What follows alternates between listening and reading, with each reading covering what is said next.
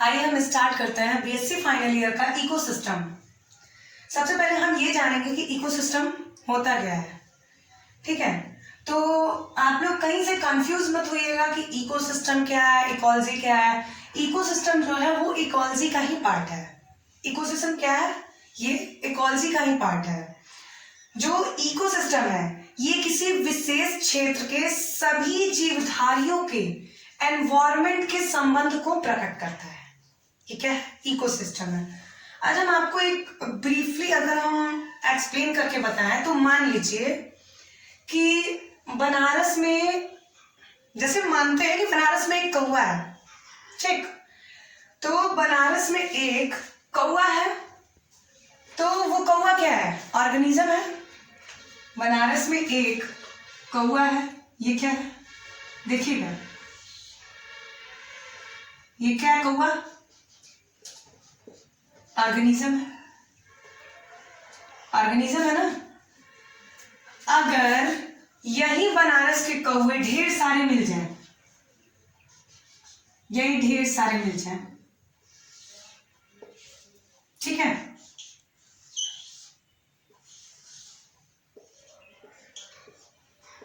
तो जब ये ढेर सारे कौवे एक साथ आपस में मिल गए तो क्या बना लिए? ये ढेर सारे कौवे अगर एक साथ आपस में मिल गए तो क्या बना लिए? पॉपुलेशन। क्या बना लिए? पॉपुलेशन। और ये सब क्या है? ये सब कौवे क्या हैं? एक ही स्पीसीज से बिलोंग करते हैं। ये सब कौवे क्या है? एक ही स्पीसीज से बिलोंग करते हैं। मैंने अभी क्या बोला कि ये सिंगल स्पीसीज से बिलोंग होने चाहिए। दूसरी बात ये कि ये आपस में पोटेंशियली इंटरब्रीड होने चाहिए। क्या होने चाहिए? ये आपस में पोटेंशियली इंटरब्रीड होने चाहिए। अब ये जानिए कि ये जो बनारस के कौवे हैं, ये जो बनारस के कौवे हैं, जो क्रो देख रहे हैं, ये बनारस के ही कौवों के साथ इंटरब्रीड करेंगे आपस में। अब ये बताइए, ये अमेरिका के कौवे से तो जाएंगे नहीं इंटरब्रीड करने आपस में, तो वीएनएस के ही क्रो से आपस में पोटेंशियली इंटरब्रीड करेंगे, ना कि अमेरिका के क्रो से इंटरब्रीड करने जाएंगे। ठीक है, तो अब हम ये जानते हैं कि एक ही स्पीसीज के ऑर्गेनिज्म, ठीक है, अगर एक ही स्पीसीज के ऑर्गेनिज्म अगर आपस में इंटरब्रीड करते हैं तो वो पॉपुलेशन होता है। क्या होता है? पॉपुलेशन। तो अगर कोई पूछेगा कि पॉपुलेशन क्या है तो आप कैसे एक्सप्लेन करेंगे? तो आपको सिंपल आप बता देंगे कि अगर एक स्पीसीज के ऑर्गेनिज्म अगर आपस में इंटरब्रीड करते हैं तो वो हमारा क्या होता है? पॉपुलेशन होता है। ऐसे बड़ा सारा पॉपुलेशन हो जो आपस में इंटरेक्ट करेंगे, क्यों करेंगे कि नहीं करेंगे? अब हम आपको जैसे दिखाते हैं, ये ध्यान से देखिएगा। क्रो अपना अलग पॉपुलेशन बनाएंगे। ह्यूमन भी अपना अलग पॉपुलेशन बनाएगा। क्यों बनाएगा कि नहीं बनाएगा? अब ले लेते हैं हम एंट, चीटा, वो भी अपना अलग पॉपुलेशन बनाएगा। और क्या ले लें? जैसे ले लेते हैं मान लीजिए डॉग, कुत्ता भी अपना अलग पॉपुलेशन बनाएगा। बनाएगा कि नहीं बनाएगा? ये जो पॉपुलेशन अपने अलग अलग पॉपुलेशन जो अपना अलग अलग बना रहे हैं, इन सभी पॉपुलेशन को मिलाकर बनता है कम्युनिटी। तो ये क्या है? ये सभी पॉपुलेशन को मिलाकर ये क्या बना? कम्युनिटी। क्या बना? कम्युनिटी।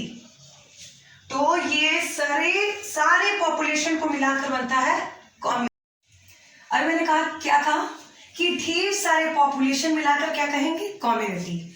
यही ढेर सारे पॉपुलेशन अगर आपस में इंटरेक्ट करते हैं तो यही कम्युनिटी है।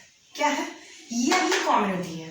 अगर मैं यही ढेर सारे पॉपुलेशन के साथ अगर मैं नॉन लिविंग फैक्टर जोड़ दूं, नॉन लिविंग फैक्टर जैसे रेनफॉल, टेम्परेचर, पहाड़, अगर मैं ये सब जोड़ दूं तो ये भी तो अफेक्ट करेंगे ना। करेंगे कि नहीं करेंगे? ये भी तो अपने नॉन लिविंग के साथ अफेक्ट करेंगे। सिस्टम,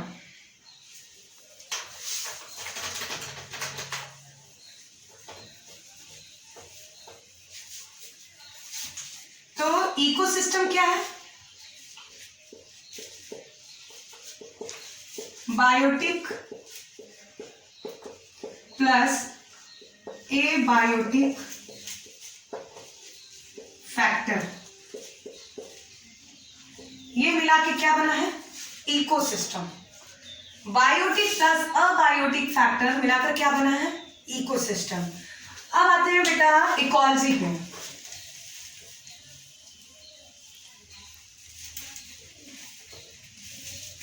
इकोसिस्टम वर्ड है, इकोसिस्टम जो वर्ड है उसका प्रयोग सबसे पहले किसने किया था? टैंजले ने। किसने किया था?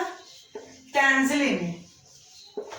टैंजले ने इकोसिस्टम का वर्ड सबसे पहले प्रयोग किया था, सबसे पहले यूज किया था इन्होंने, ठीक है। और अब आते हैं ये इकोलॉजी। इकोलॉजी का ग्रीक वर्ड इकोलॉजी, इसको ग्रीक वर्ड में कैसे डिफाइन करते हैं? देखिए इको, इको मतलब होता है ओइकस। इको मतलब क्या होता है? ओइकस। लॉजी, लोगस, समझ में आ रही बात? ओइकस मतलब होता है हाउस और लॉगस मतलब होता है स्टडी। ओइकस मतलब क्या होता है? हाउस, और लॉगस मतलब क्या होता है? स्टडी, मतलब हाउस स्टडी। अब इसके कहने का मतलब ये है, ये इको मतलब ओइकस, ओइकस मतलब हाउस, लॉगस मतलब स्टडी। तो इसके कहने का मतलब ये है, जो हाउस स्टडी है मतलब कि अपने आसपास के वातावरण, एनवायरमेंट, जो भी चीज अपने आसपास के वातावरण या एनवायरमेंट, अपने चारों तरफ के बारे में जो चीज हम जानकारी लेते हैं या स्टडी करते हैं, वही हमारा क्या है? इकोलॉजी है। क्या है? इकोलॉजी है। तो सिंपल इकोलॉजी क्या है समझ में आ गया? आप लोग नोट कर लीजिएगा या तो स्क्रीनशॉट ले लीजिएगा। Ecology, the study of the habitation of living organism is known as ecology. मतलब जिसमें हम लिविंग ऑर्गेनिज्म के बारे में स्टडी करते हैं। अभी मैंने उतना एग्जांपल दिया कि जैसे बनारस में कौवे हैं और वो कौवे की एक सिंगल स्पीसीज। अब आते हैं क्लासिफिकेशन ऑफ इकोलॉजी। इकोलॉजी का क्लासिफिकेशन क्या है? हम देखते हैं on the basis of nature of study, ठीक है। तो हम नेचर ऑफ स्टडी के इकोलॉजी को क्लासिफाइड करेंगे। क्या करेंगे? क्लासिफाइड करेंगे। तो आइए हम देखते हैं classification of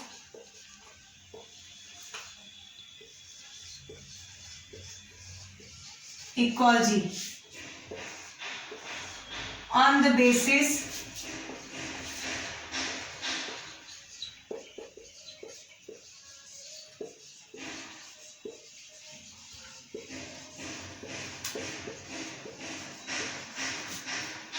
on the basis of nature of study।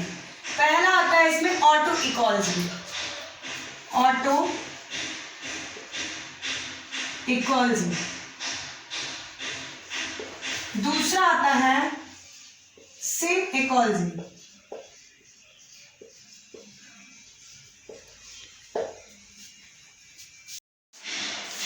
मैंने बता दिया था कि क्लासिफाइड करता है इकोलॉजी को किसके बेसिस पे? नेचर ऑफ स्टडी के बेसिस पे। तो पहला आता है हमारा ऑटो इकोलॉजी और दूसरा आता है सिंक इकोलॉजी। अब जानते हैं कि ये ऑटो इकोलॉजी है क्या, ये ऑटो इकोलॉजी है क्या, अब हम ये जानेंगे। तो ऑटो इकोलॉजी इंडिविजुअल ऑर्गेनिज्म को सिलेक्ट करके, इंडिविजुअल ऑर्गेनिज्म को सिलेक्ट करके उसका एनवायरमेंट के साथ इंटरेक्शन स्टडी कर सकते हैं।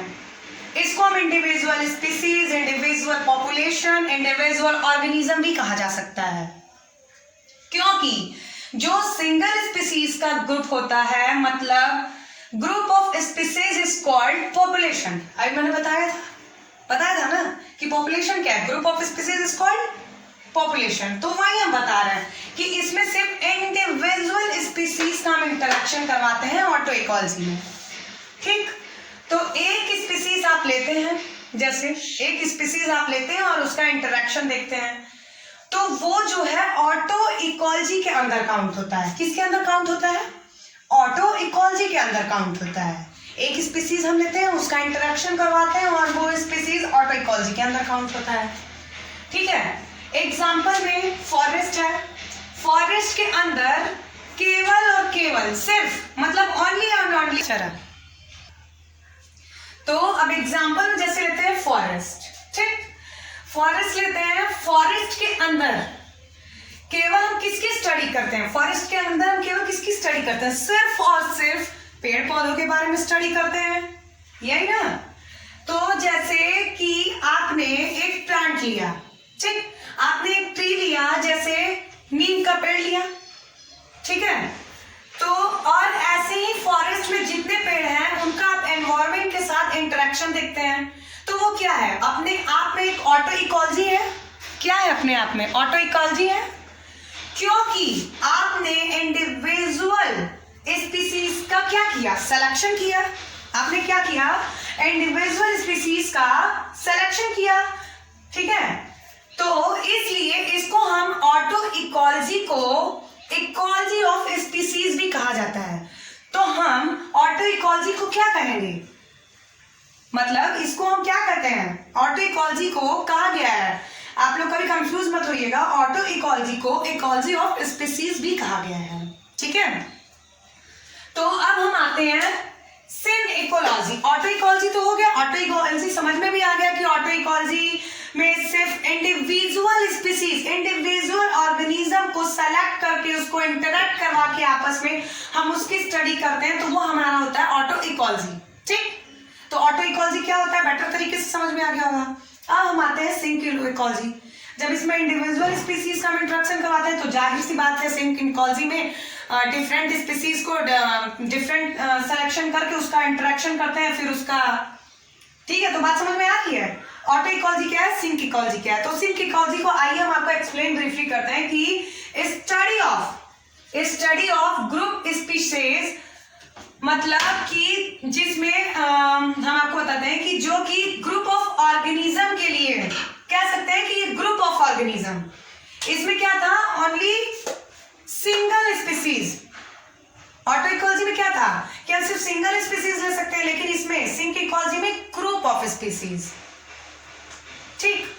तो group of species, group of different organism, या क्या क्या कहेंगे हम, या ग्रुप ऑफ डिफरेंट स्पीसीज या ग्रुप ऑफ डिफरेंट ऑर्गेनिज्म, हम ये भी कह सकते हैं सिंक इकोलॉजी में, ठीक। तो हम सिंक इकोलॉजी में ग्रुप ऑफ स्पीसीज जो होती हैं हम उनकी स्टडी करते हैं सिंक इकोलॉजी में। बात समझ में आ रही है। तो जैसे अभी मैंने ऑटो इकोलॉजी में फॉरेस्ट का एग्जांपल लिया था, अब मैं सिंक इकोलॉजी में भी एक एग्जांपल बता रही हूँ, जैसे फॉरेस्ट, ठीक। तो फॉरेस्ट में जैसे हमें ट्रीज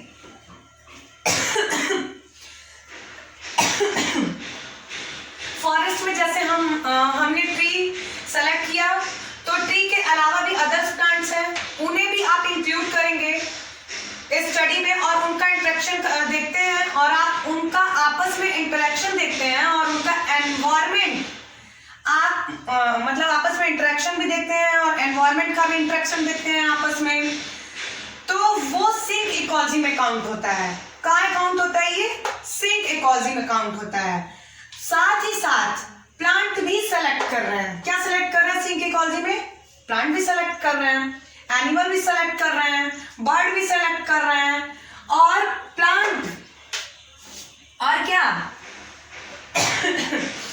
प्लांट साथ ही साथ प्लांट भी सेलेक्ट कर रहे हैं सिंक इकोलॉजी में, एनिमल भी सेलेक्ट कर रहे हैं, बर्ड भी सेलेक्ट कर रहे हैं कि कौन से प्लांट कौन सा बर्ड डिपेंडेंट है, ठीक है। इसी तरह से उनके बीच में क्या इंटरेक्शन है, एनवायरनमेंट के साथ क्या इंटरेक्शन है, इस तरह के स्टडी को हम सिंक इकोलॉजी बोलते हैं। इस तरह की स्टडी को हम क्या बोलते हैं, सिंक इकोलॉजी बोलते हैं। तो मेरे ख्याल से आप लोगों को समझ में आ गया मेरे ख्याल से आप लोगों को बहुत अच्छे से समझ में आया होगा, जहाँ तक कि मैं समझती हूँ आप लोगों को काफ़ी अच्छे तरीके से समझ में आया होगा। अगर आप लोगों को अच्छे तरीके से समझ में आया होगा तो आप नेक्स्ट वीडियो में सेकंड पार्ट आप लोग इकोसिस्टम का जरूर देखिएगा। नेक्स्ट पार्ट में हम आपको ये बताएंगे कि इकोसिस्टम के कंपोनेंट्स क्या हैं, इकोसिस्टम के फैक्टर्स क्या हैं। तो आप ये नेक्स्ट पार्ट में, नेक्स्ट वीडियो में आप जरूर देखिएगा। और प्लीज़ अगर मेरा वीडियो आपको अच्छा लगा तो प्लीज़ लाइक और सब्सक्राइब जरूर कीजिएगा।